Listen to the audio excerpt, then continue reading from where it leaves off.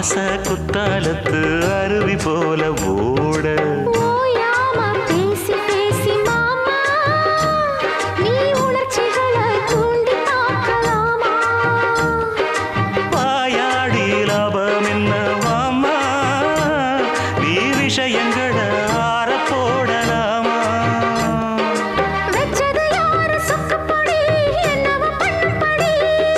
சொன்னத கேளு கண்ணுமணி சொந்தமும் பந்தமும் வந்ததடி சொல்லிக்கொடு சொல்ல சொல்ல கத்துக்கிறேன் விட்டுக்கொடு மிச்சம் இது தடுக்கிறேன்